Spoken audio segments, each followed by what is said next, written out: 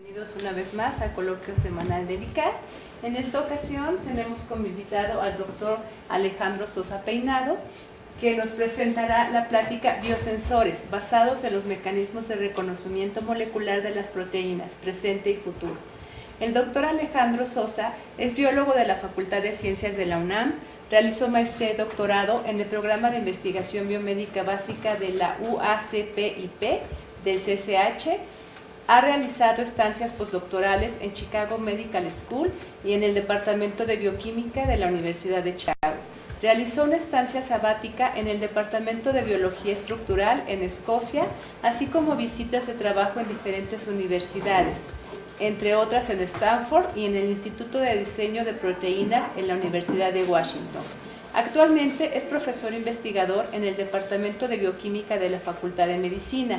Cuenta con más de 40 artículos publicados en revistas de arbitraje internacional, 5 capítulos de libros, 11 tesis de licenciatura, 6 de nivel maestría, 5 de nivel doctorado, una patente en el diseño de biosensores y más de 70 presentaciones en congresos nacionales e internacionales.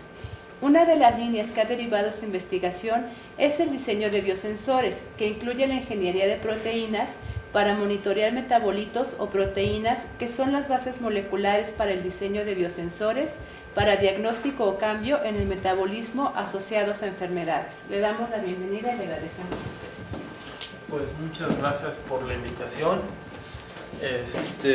Y por favor, cuando tengan alguna duda, interrúmpanme porque pues les voy a presentar un poco perspectiva de las proteínas, que a fin de cuentas pues no estamos más que copiando lo que ya hace la naturaleza, que es una célula, una serie de reacciones químicas que están cambiando los llamados metabolitos.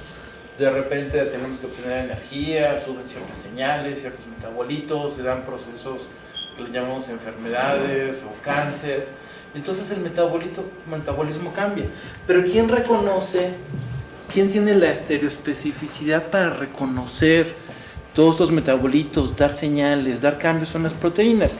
Y como mi investigación ha sido un poco más en dinámica de interacción de proteínas, modificar interacciones, físico-químicas interacciones, pues de repente empiezo a ver que lo que uno publica, luego otras compañías lo empiezan a vender como biosensor. Entonces dije, ya, es tiempo de dedicarme un poquito más a esto. Bueno, entonces voy a platicarles un poco de esta introducción de biosensores, componentes, sobre todo enfocarme en el reconocimiento molecular y las aplicaciones que hemos estado haciendo en el laboratorio. Y pues a fin de cuentas, mi manera más simple de explicar un biosensor es el sistema olfatorio de un perro, ¿no? Ustedes saben que es mucho más eficiente y compacto y dócil y amigable que pues, mantener todo un laboratorio, ¿no? Mi abuela siempre decía que el perro era más listo que todos sus nietos, y tal vez tenía razón porque detectó el cáncer del abuelo mucho antes. Y nunca le creí, pero es cierto, esto es cierto. ¿Qué es lo que pasa? Los perros tienen todo un sistema olfatorio con una serie de proteínas que están en membranas que detectan una serie de metabolitos que están cambiando bajo condiciones de cáncer. Entonces, hoy en día, aunque hay compañías que se ponen a entrenar perros, uno puede aislar esas proteínas, inmovilizarlas, ponerlos en un sistema adecuado. Yo no soy tan experto como ustedes en todo este manejo de materiales, transducciones. Entonces todo esto se puede diseñar para detectar toda una serie de cambios en metabolitos. ¿Pero por qué razón? Porque las proteínas tienen esta capacidad estereoespecífica de reconocer una serie de señales, que pueden ser cambios en una gran cantidad de moléculas diversas o cambios en las mismas proteínas, ¿no? Entonces, por definición, un biosensor, así como desde mi perspectiva, es un sistema capaz de monitorear una señal analítica de manera cuantitativa, y para ello utilizamos un sistema de reconocimiento. Y esta es la parte biológica que es la que me enfoco, que son las proteínas. Los biosensores pueden ser también DNA, RNA, pero pues básicamente lo que yo manejo es la parte de proteínas. Y esta señal es transmitida a un sistema de transducción para este tipo de detección. Bueno, pues los componentes de los biosensores. Pues requerimos determinar un analito, pongamos aquí algo del café, en este caso pues el sistema olfativo de un perro, que es todo este sistema de reconocimiento de las proteínas, un sistema transductor y todo un sistema de señales.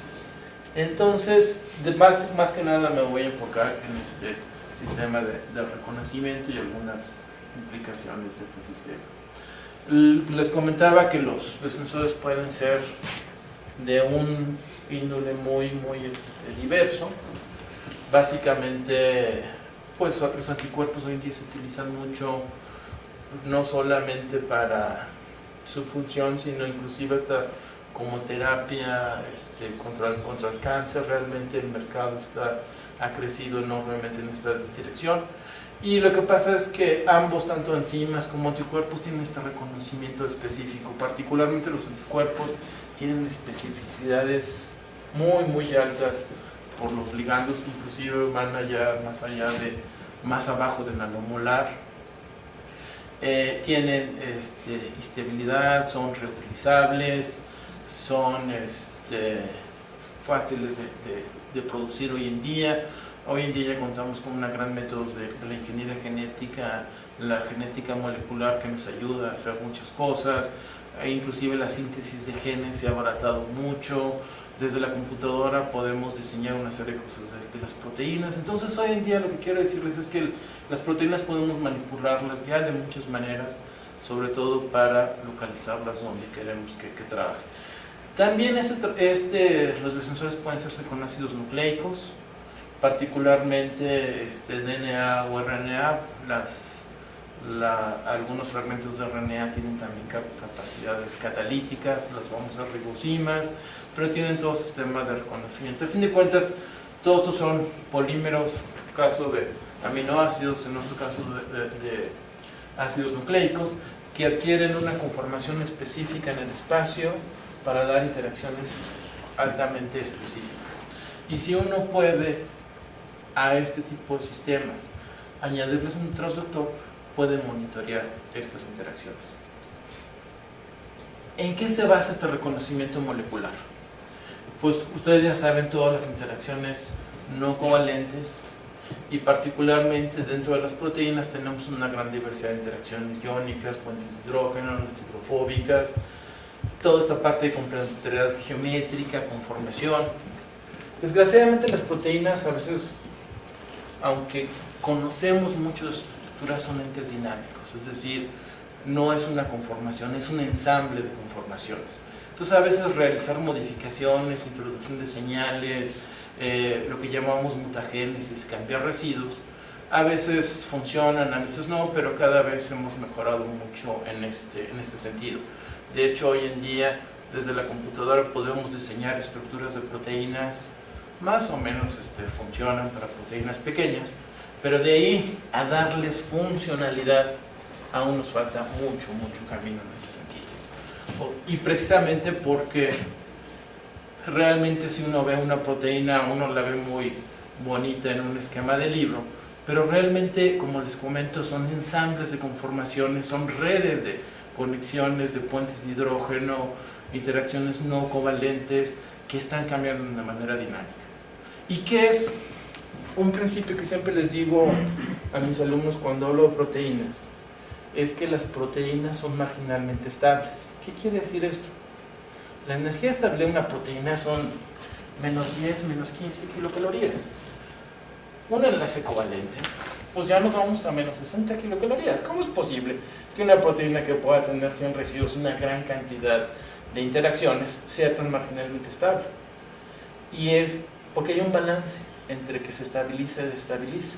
Y eso le permite todo este reconocimiento molecular. Es decir, ustedes saben, si yo interactúo, si una proteína interactúa con un ligando y genera energía o consume energía, pues lo tiene que hacer a costa de otra parte de la proteína donde Si formo interacciones, voy a hacer desaparecer interacciones en otros lados. Y parte de toda esa historia siento que es la base molecular del biosensor. Si un ligando interactúa con una proteína y reconoce cierta región, van a formar ciertas interacciones preferencialmente no covalentes a costa de movilizar interacciones en otro lugar. Si yo conozco la estructura, si conozco más de la proteína, puedo incluso introducir información que me lleve a un sistema de transducción de esta señal. Entonces, en ese sentido es que trabajamos con la perspectiva del biosensor. Entonces, el punto del biosensor es que va a tener un reconocimiento específico. Aquí pongo DNA, proteína, porque existen, pero yo me enfoco más en la parte de proteína, que son los con los que trabajo. Y el transductor puede tener una gran cantidad de vertientes. En eso ustedes saben mucho más que yo. Podemos tener sistemas ópticos, eléctricos, piezoeléctricos, una gran cantidad de tantas como se puedan utilizar, con la gran ventaja de la alta sensibilidad y la alta selectividad. Es decir, el reconocimiento molecular que tiene una proteína sobre sus ligandos me permite diferenciar una gran cantidad de metabolitos de un mar de una gran, enorme cantidad de metabolitos, reconocer unos cuantos. Siempre pensamos que las proteínas son altamente específicas, pero para familias de cierto tipo de metabolitos. Entonces, ¿cómo es que desarrollamos estos componentes biológicos, ¿no? Tenemos que tener una respuesta local o global al interaccionar con su ligando. Los dos ejemplos que les voy a presentar y con lo que iniciamos mucho de esto son con proteínas que cambian de conformación, es decir, con proteínas que están realmente oscilando en equilibrios, y el que interactúe con un ligando o con otro, eso permite que se estabilice un estado u otro. Pero si yo conozco la estructura de esta proteína y puedo introducir modificaciones químicas, hoy en día la modificación química en proteínas prácticamente pueden introducir una proteína lo que quieran, claro, con ciertos principios, porque hacemos combinaciones de lo que llamamos mutagénesis dirigida, introducimos un grupo químico, prácticamente un nucleófilo que es una cisteína, y para la cisteína prácticamente hay cualquier derivado que ustedes quieran imaginar para medir fluorescencia, espectroscopía de luz visible ultravioleta, para resonancia magnética ya sea del electrón o nuclear. Existe una gran, a fin de cuentas tenemos una gran batería de introducción de señales a una proteína. Tampoco no es algo así de que se introducen y ya con el tiempo nos hemos dado cuenta.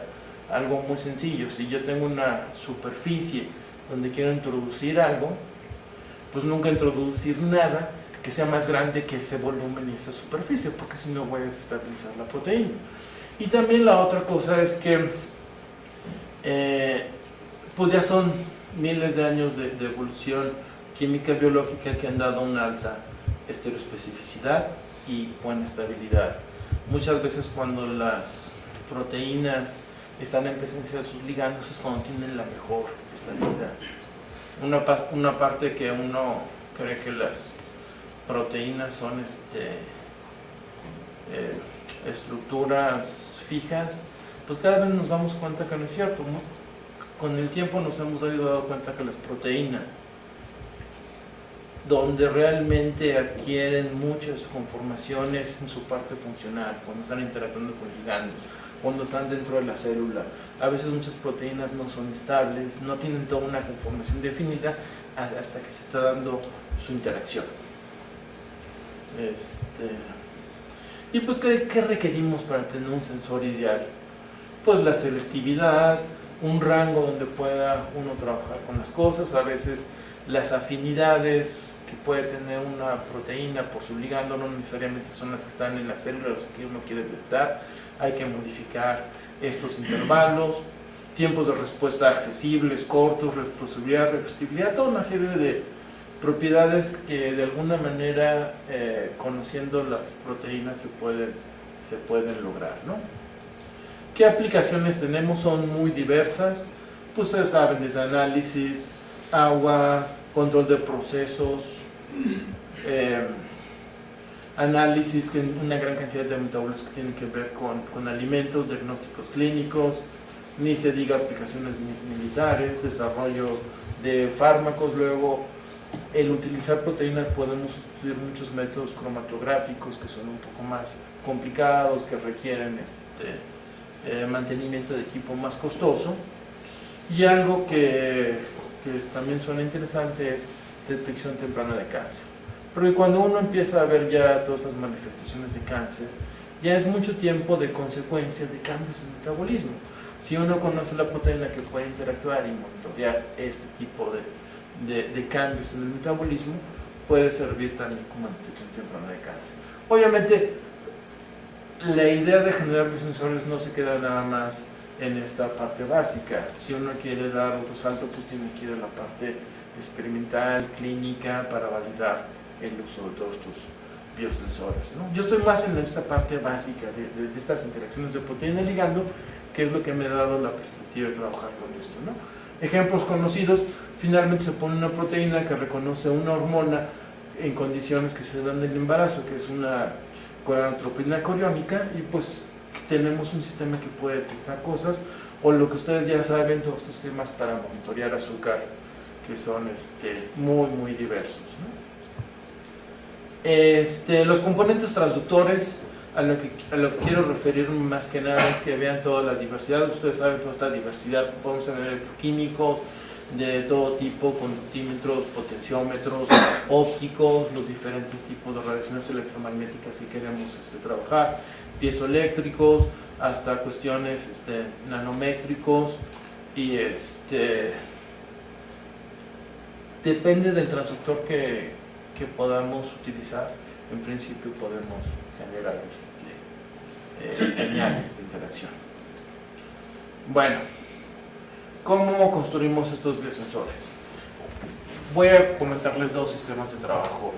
Uno es esta caricatura que ustedes ven aquí. En vez de representar la estructura de la proteína así con átomos y todo completo, la representamos en lo que le llamamos estructura secundaria, que son estos como listoncitos que se ven aquí, o estas láminas que se ven aquí, que nos dan un poco la idea más fácil de trabajar con la topología que está viendo todos los átomos. Pero estas proteínas lo que tienen de común es que cambian de conformación cuando interactúan con el ligando. Lo que les digo, que las proteínas no es que sean, insisto, una estructura así estática que como vemos en el libro, sino cualquier interacción implica intercambio de energía y le tiene que costar a la otra parte de la proteína llevar a cabo arreglos. Y hay proteínas que están cambiando más o menos de conformación. Y esta proteína en particular hasta le hemos llamado proteína Pac-Man, porque es así como que se abre y se cierra como una bolita de Pac-Man. Esta otra proteína, calhemoglobina, sensa calcio, pero voy a esta parte. El calcio en la célula es un mecanismo para dar una gran cantidad de señales, lo que se llaman segundos mensajeros, sin entrar en mucho detalle. Y dependiendo de la conformación que esta proteína tiene, puede interactuar con otros 30, 40 proteínas, a fin de cuentas, mecanismos que tienen que ver con dolor, con sensibilidad, o mecanismos celulares de diferenciación celular. Es decir, la naturaleza tiene como puntos de cruce que cuando detecta cambios en el metabolismo, particularmente con el calcio, puede adquirir varias conformaciones que dan diferentes señales a diferentes células. Entonces, con respecto a la primera proteína, sin meternos mucho en detalle qué es lo que hace, aquí estas bolitas que ustedes ven aquí son posiciones donde yo puedo introducir señales espectroscópicas, particularmente son fluorescentes. También hay una parte de ensayo-error, tenemos la estructura de las proteínas, sabemos su superficie, podemos calcular los volúmenes, estamos introduciendo la señal, podemos hacer modelaje molecular, dinámica molecular para también tener un poco de idea hacia dónde van estas perturbaciones. Y el punto es que cuando esta proteína atrapa su ligando, interactúa, cambia de conformación, o más bien se estabiliza la conformación cerrada. Y puedo tener 1, 2, 3, 4, 5, 6, 7, 8 proteínas con estas señales diferentes. ¿Y qué es lo que pasa? Cuando cambia de conformación, los fluoróforos son sensibles a la polaridad del medio y pues me cambia mi señal espectroscópica. Pero además, como les comentaba, la química de este tipo de proteínas, o en general este tipo de químicas, más toda esta síntesis química que existe, pues prácticamente me permite tener el fluoróforo que yo quiera, en el intervalo de color que yo quiera. A veces, claro, hay limitaciones técnicas, polaridad del tipo de señal, pero puedo tener un amplio espectro de modificación, y no solamente eso, sino también caracterizar sus eficiencias cuánticas, cosas así básicas que necesitamos tener idea de su estabilidad de las señales, qué tanto se dan apagamientos. Por ejemplo, normalmente las proteínas están en ambientes reductores. Cuando las sacamos de la célula, las sobreproducimos, pues las pasamos a ambientes oxidantes. Todos los ambientes oxidantes afectan a las señales de espectroscópicas, ¿no? Esta figura es nada más para dar un poco una idea, que tampoco no introducimos señales nada más al azar, sino tenemos una idea de dónde introducir señales. De hecho, ya no quiero comentar otras cosas, utilizamos enfoques evolutivos para ver cómo han variado las secuencias y tener un poco más de idea de cómo introducir las señales. Pero lo importante de todo esto es que yo puedo medir una señal espectroscópica de esa señal que cambia en función de la adición de un ligando.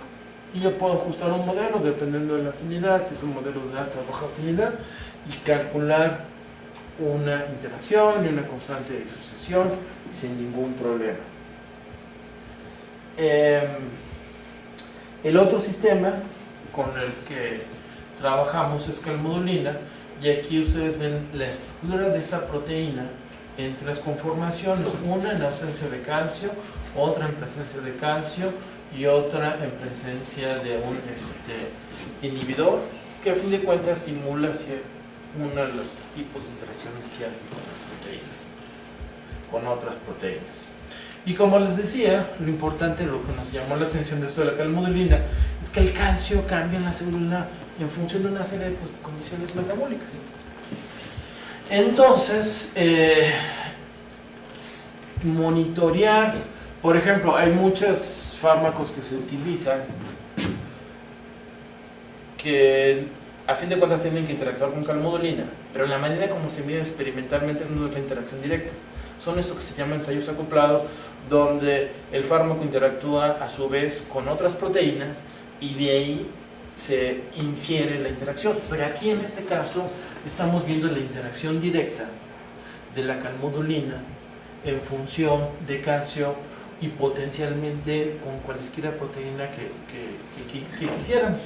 Y como este calcio tiene que ver con una gran cantidad de procesos celulares que van desde secreción de cosas, metabolismo, motilidad, transducción de señales, puede ser un sistema para monitorear una gran cantidad de cosas, o para el mismo desarrollo de fármacos, porque es una manera directa de medirlo. Y podemos tener señales que sabemos cómo cambia de una conformación en presencia de calcio a diferentes inhibidores, y tener un poco de la idea de lo que está ahí cambiando, al menos el ambiente local, ¿no? Probar diferentes inhibidores. Obviamente podemos hacer docking así molecularmente, tener un poco la idea de qué es lo que está cambiando, para ver si hace sentido con nuestros cambios en las señales de fluorescencia. Van aquí una gran cantidad de cosas. O bien podemos inclusive inmovilizarlo en una fibra óptica y poder hacer detecciones masivas. Sobre todo, por ejemplo, lo que es interesante de la calmodulina es que sigue generan es una gran cantidad de desarrollo de fármacos, porque luego hay efectos sinérgicos o efectos no deseados, entonces siempre la búsqueda de fármacos en un sistema automatizado puede ser bastante eficiente, ¿no? Y de lo que les quería hablar es de un caso particular que estamos desarrollando y trabajando, simplemente para hablar de este potencial de trabajo con los sensores. Y este caso, que es como nuestro presente y nuestro futuro, y la razón por la que me he acercado aquí al ICAT es porque pues sí manejamos las proteínas, pero también necesitamos manejar sistemas eficientes para diseñar dispositivos que puedan ser fiables, confiables, reproducibles y darle aplicaciones, ¿no?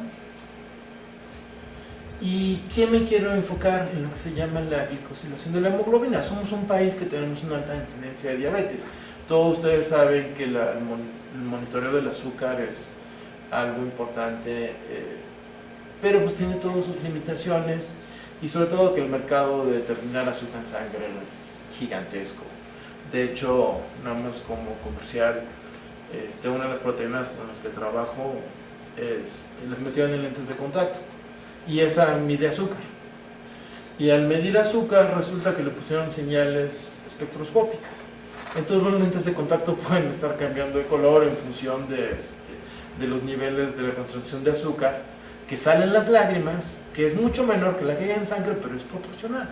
Y la tecnología está llena de esas cosas, y ya está el equipo, hace como 10 años se desarrolló eso, pero ya está comercialmente disponible, que si lo sacan al mercado o no, ya depende, ustedes saben, de otro tipo de cosas. Pero cada vez siento que con estos desarrollos de la estructura de las proteínas, las modificaciones, la genética molecular, hoy en día todas estas partes de interacciones proteína-ligando pueden transformarse pues ya no en ciencia ficción, ¿no? sino en realidad. Entonces vamos a un caso particular, que es la glicosilación de la hemoglobina. ¿Por qué es importante esto? Resulta que hay una reacción espontánea donde la hemoglobina se glicosila, se le pega a un azúcar. Y es espontánea porque depende de cantidad de azúcar que está en el torrente sanguíneo. Y este método no es tanto para detectar el nivel de azúcar que tiene una persona. Es como el otro día estaba discutiendo con un colaborador, y a ver si queda un poco más claro con esta idea. Uno puede ver un motor de un coche y pues ve si tiene aceite o no, y lo está midiendo, y bueno, pues el motor debe estar bien. Pero ¿cómo realmente yo te puedo tener una manera de realmente ver cómo está ese metal, si ya tuvo fatiga o no? Y esto es una manera como realmente uno se puede dar cuenta si en medida que aumenta la glicosilación de la hemoglobina, uno puede darse cuenta de qué tanto daño ya hizo esa falta o pérdida de regulación del azúcar en el individuo, que se llama, la regulación del azúcar le llamamos homeostasis a la glucosa. Y esta es una reacción básicamente espontánea, que como les digo depende de cuánto azúcar hay presente en el torrente sanguíneo. Pero lo que es interesante es que hay un nivel normal, por así decirlo, de esta glicosilación.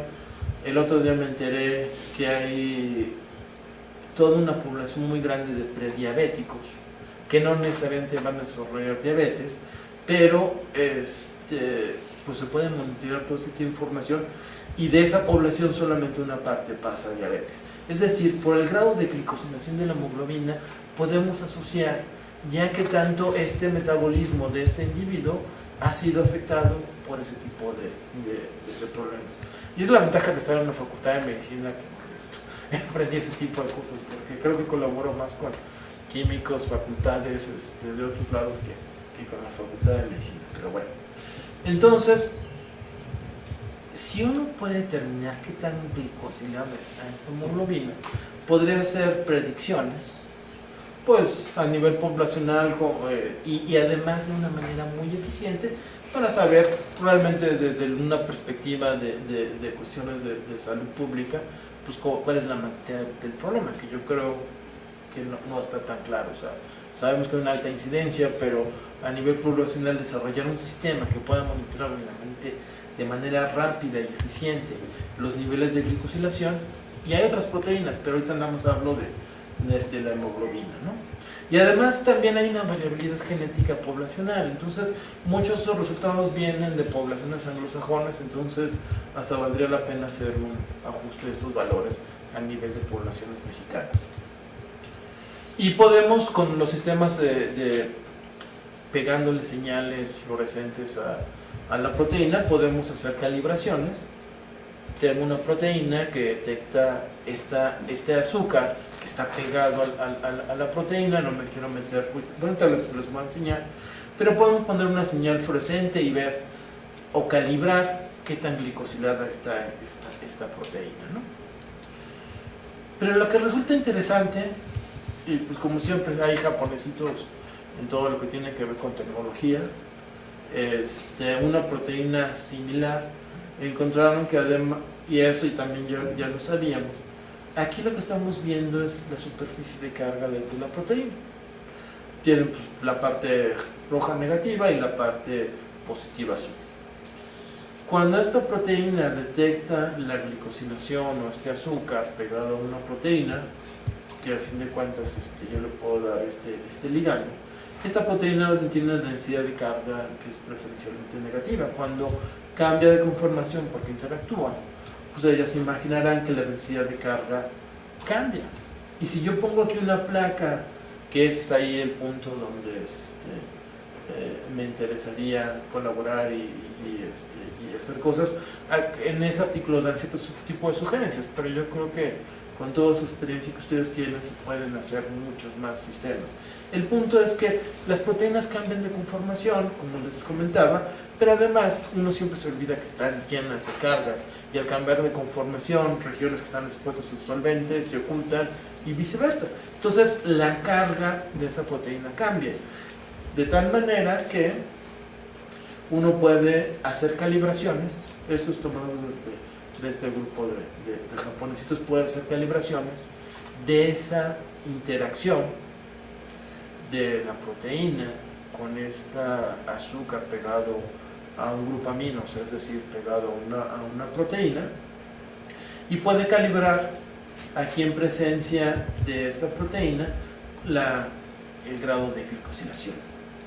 Lo que es interesante de trabajar con estos sistemas es que hoy en día la gran medida de todos este tipo de reacciones son a través de sistemas cromatográficos, que ustedes saben que un cromatógrafo no es barato, más aparte el material que uno tiene que estar pagando, el mantenimiento, la experiencia de una persona especializada.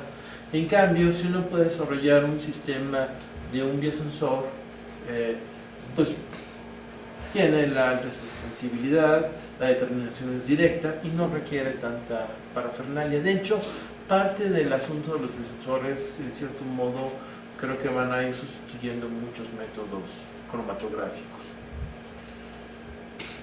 ¿Y cuál es el futuro? ¿Hacia dónde va todo esto, ¿no? Hoy en día tenemos en el grupo a alguien que trabaja cosas de microfluídica, todo esto que hacemos en la cubeta, en el tubo de ensayo, podemos hacerlos en camaritas, compartimentos, y transformar el laboratorio, en vez de requerir todo este cromatógrafo para hacer estas determinaciones, introducirlos en estos sistemas de microfluídica y introducir las proteínas para hacer las detecciones, ¿no? A futuro uno de repente ve los artículos de cómo introducen las proteínas, los sistemas de detección en estos microsistemas que les llaman chips, y los potenciales son gigantescos, ¿no? Entonces, ¿cuál es la idea con la que quiero dejarlos un poco de esto? O sea, la célula lleva a cabo una gran cantidad de reacciones químicas que pues son los metabolitos que nos dan idea, hay que obtener energía, controlate el ciclo celular, no crezcas de más la célula, y todos este tipo de metabolitos interactúan con proteínas o a su vez con otra proteína. Con toda la ingeniería genética que podemos manejar en el laboratorio, la modificación química, predecir muchas cosas, inclusive la proteína, desde la computadora, simplemente porque nos reduce toda esta variabilidad experimental con la que a veces hay que manejar. Podemos ingeniar proteínas para que detecten ese tipo de interacciones, calibrarlas y a futuro introducirlas en estos sistemas miniatura. Aún esto para nosotros, para nuestro grupo todavía falta mucho. Digamos, estamos en este nivel de manejar las proteínas y movilizarlas. Ya estamos empezando a trabajar con la microfluídica, con las camaritas, pero la idea de todo esto es que, pues ahorita les conté la perspectiva del proteinólogo, del bioquímico, pero ustedes se darán cuenta que hay una gran cantidad de materiales potenciales que se pueden utilizar para estas cosas. La otra ventaja de estar en la Facultad de Medicina, que ahora me ha permitido conocer grupos que ya trabajan en cuestiones de cáncer, poder hacer colaboraciones, ya me están planteando cuáles sus marcadores. Entonces, por un lado podemos manejar las proteínas, pero si no tenemos, bueno, si yo no tenía el acceso realmente a los biomarcadores o saber específicamente cuál es la proteína, pues me iba a llevar mucho más tiempo. Hoy en día yo ya no tengo que ir a aislar la proteína. Si requiero tal proteína, pues puedo mandar sintetizar el gene, lo expreso. Hay una gran cantidad de técnicas para manejar las proteínas. Desde el lado computacional, pues nos ayuda bastante en ver estas interacciones, superficies. No podemos predecir todo, pero cada vez nos estamos acercando más y nos reduce, en vez de trabajar con una variabilidad experimental de, no sé, 500, 1000 muestras, puedo reducirlas filtrando por varias técnicas computacionales que tenemos, a trabajar con algo ya más manejable, 50, 100 muestras diferentes en el laboratorio. Entonces, la idea de lo que quiero venderles básicamente es que hay muchos procesos metabólicos, insisto, que están cambiando, están asociados a infinidad de procesos, como este caso que les decía, la glucosilación de la hemoglobina, que pueden tener que ver con enfermedades, inclusive el mismo diseño de fármacos, para probar fármacos, trabajar el sistema de detección e interacción de proteína, que lo manejamos bastante bien en el laboratorio, y queremos a futuro ir moviéndonos ya a sistemas donde podamos tener lo que llaman lab on a chip, o sea, el sistema de detección ya en miniatura. Claro, nos va a llevar años, pero pues la idea es caminar en esa dirección. Solamente creo que quedan agradecimientos. Él trabaja, el doctor Alan Vigueras, trabaja microfluídica, trabaja dinámica molecular, colaborador de la Facultad de Química. Por ejemplo, ahora nos estamos dando cuenta, vaya, para ustedes tal vez es batea de baba, pero cuando vemos los orbitales moleculares de las proteínas a través de programas de cuántica, nos estamos dando cuenta de la gran cantidad de más interacciones posibles que puede una proteína. Y pues hemos empezado a colaborar y platicar con dos colaboradores, ustedes, el doctor Nasser y el doctor Amado Velázquez, para tratar de aterrizar todas estas ideas de proteínas y biosensores realmente con sistemas transductores que tengan viabilidad potencial sobre todo para desarrollar biosensores robustos, ¿no? Una cosa es lo que uno maneja en la cubeta del espectro, pero lo importante realmente sería manejar y desarrollar sistemas para esta parte de sensar interacciones, ¿no? Pues les agradezco su tiempo y con mucho gusto cualquier pregunta que tengan.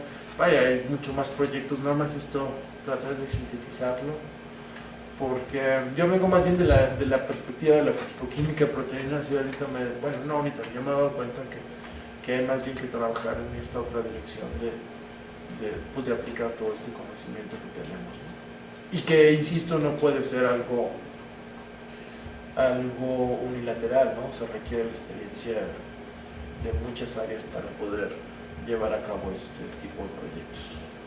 Entonces, cualquier pregunta con mucho gusto.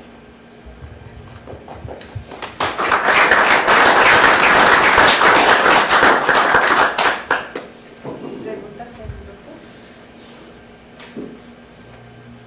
¿La idea general es tener laboratorios pequeños, portátiles, o que sean centros Pues de mesa? Pues pueden ser, ahora sí que vertientes.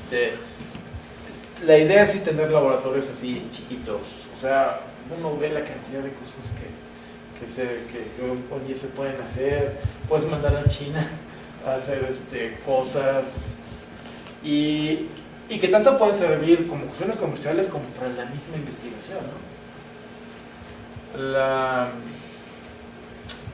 Siempre he andado yo en ambientes así, de interfase químico-biológico, y alguna vez platicando con Nasser coincidió que gracias a la caída de la Guerra Fría el área de proteínas se desarrolló mucho más. ¿Qué pasó? Pues los físicos no tenían chamba cuando se vino abajo la Guerra Fría y pasaba mucho tiempo en conseguir chamba. Entonces se crearon muchos ambientes porque se desarrollaron mucho tipo de sistemas de detección, de interacciones, materiales que habían quedado por ahí, ¿no?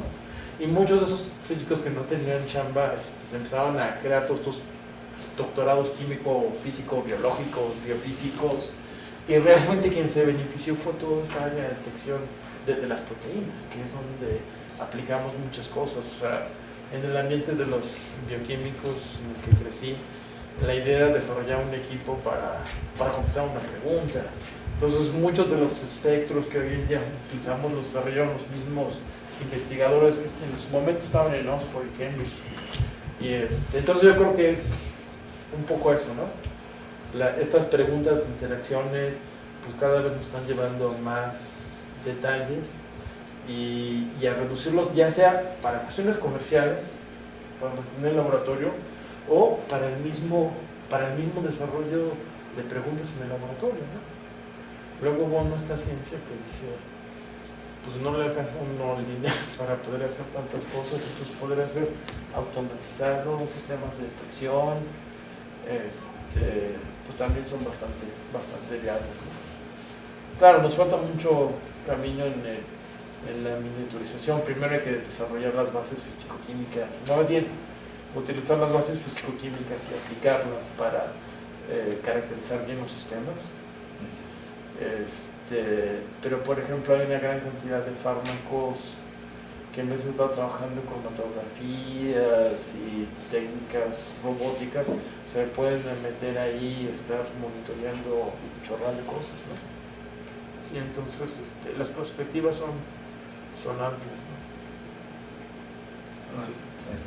Bueno, y sí, con el último ejemplo que pone, por ejemplo, hoy en día, nada más para saber cómo andan, ¿qué tanto ocuparían todavía desarrollarse, por ejemplo, para lanzar un proyecto en un hospital de gente con diabetes, de diferentes años con la diabetes, a los que ustedes les tomaban esta muestra y hacer ya un modelo ya poblacional? Pues mira, ahorita así con lo que tenemos podríamos, no sé, tal vez, o sea, tengo la proteína, pero luego una cubetita de un espectrofotómetro. Bueno, digamos, pura experimentación nomás como para ver la sensibilidad con respecto a la población, ya pudieran ahorita lanzarse a hacer algo así. Sí, porque pues, se podrían hacer, es que no sé, por ejemplo, poblacionalmente de qué tamaño serían estas medidas, pero yo creo que fácilmente podemos medir, hasta en estas cosas lo llaman placas de Lisa, podemos hacer los ensayos con esos fluorómetros que ya ves que tienen pues fibras ópticas y ya es mucho más rápido, pues tal vez medir unas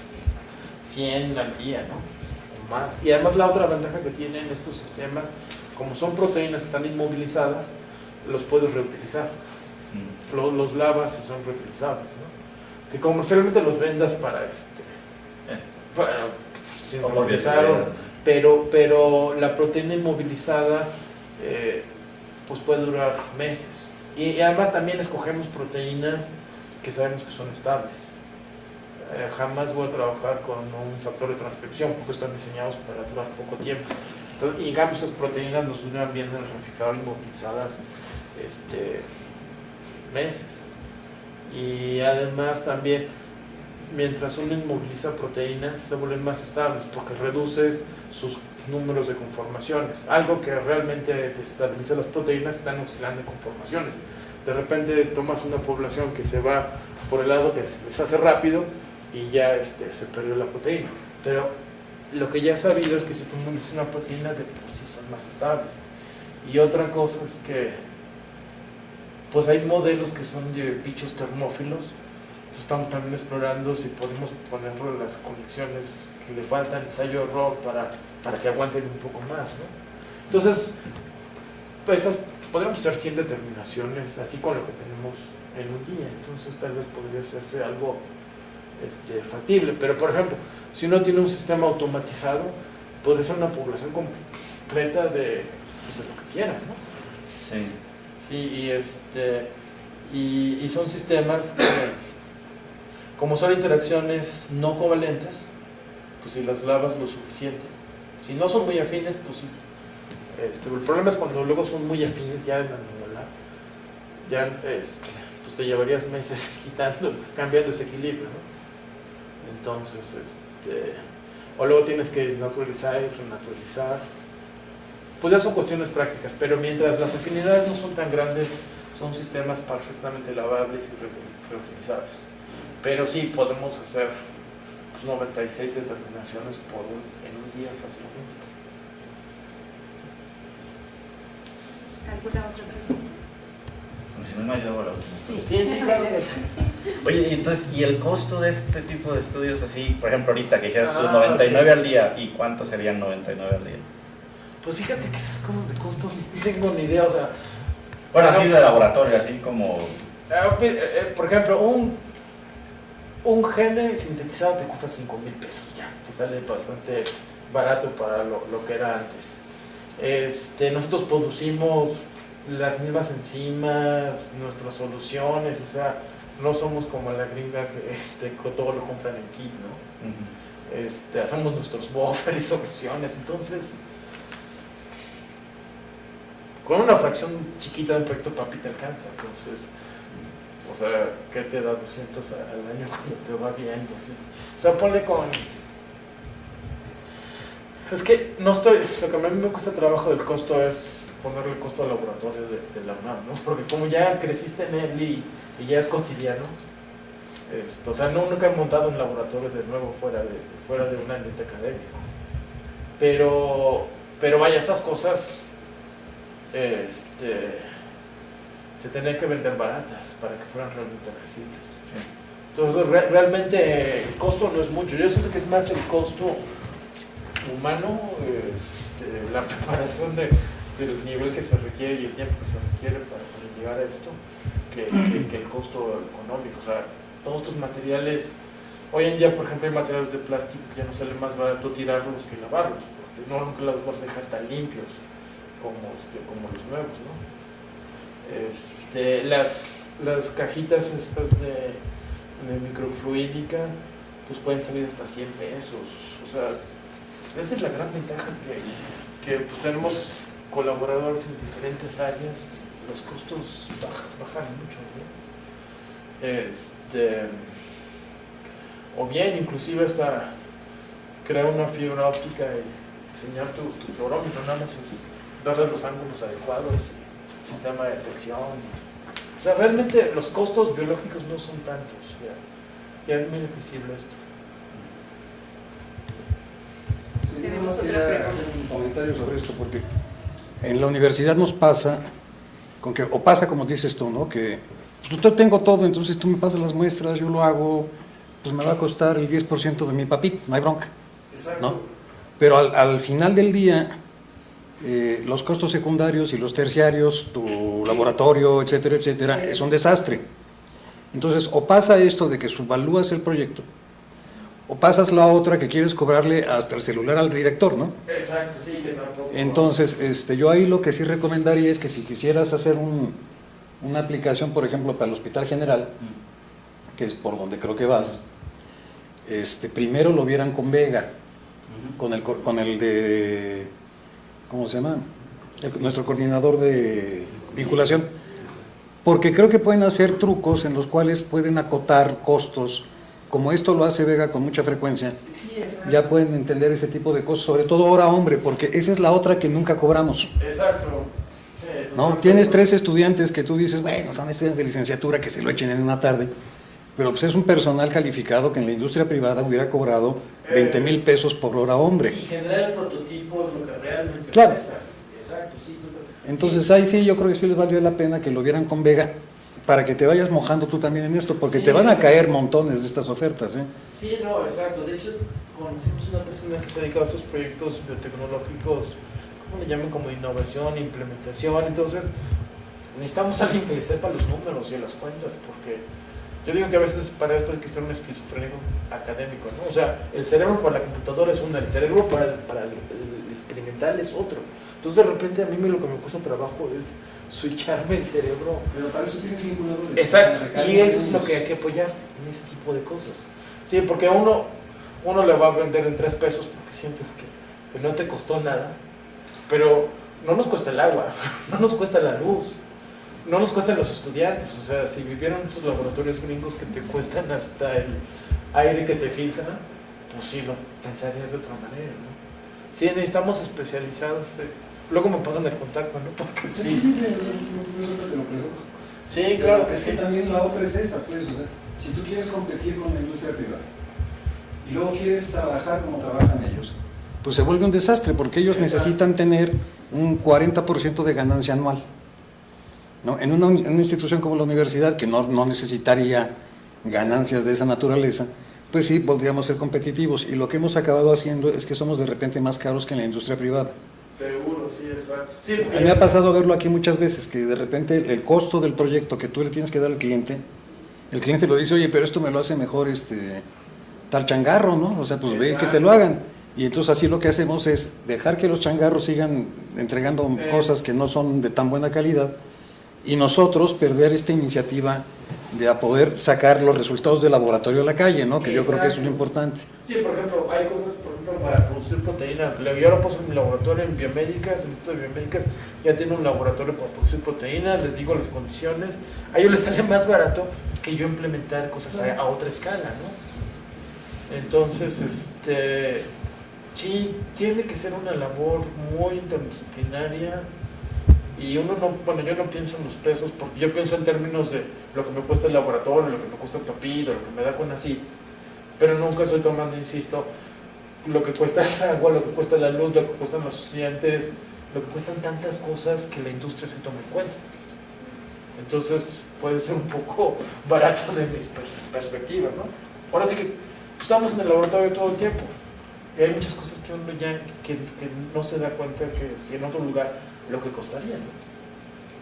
Que esa es la ventaja. Sí, pero que te diga de la regla es, con eso lo ves. Y la otra que yo siento es que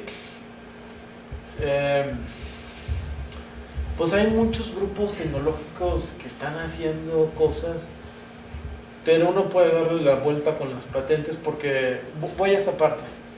Hay muchos temas de detección que a lo mejor los japoneses están desarrollando, los alemanes, pero en México no les va a preocupar las patentes internacionales, nada más le preocupan las de Europa. O sea, tenemos un amigo que se dedica a todo eso de patentes, porque luego de repente, si uno modifica cosas, o por ejemplo yo ingeniería las proteínas, yo las modifico, yo les cambio secuencias, entonces ya desde ahí ya estoy vendiendo una proteína nueva que ahora sí que la hice en el laboratorio, ¿no? Entonces todo ese tipo de cosas también uno puede modificarlas para estar en cuestiones competitivas, ¿no? Y la otra parte que a mí me interesa de colaborar aquí es que pues, yo manejo un poco de materiales, si he estado en ambientes de interfaz, pero así de que me digan, a ver, la mejor manera de determinar una interacción de un cuerpo que tiene carga positiva con una superficie que tiene carga contraria, y medir una corriente y todo eso, pues ahí ya sí me llevaría un buen rato de establecerlo, ¿no? Y algo viable y práctico. Y seguramente un estudiante de ustedes de licenciatura sabe hacer esas cosas, ¿no? Entonces esa es la idea de que pues, tenemos que aprender cada quien a ponerle de su parte.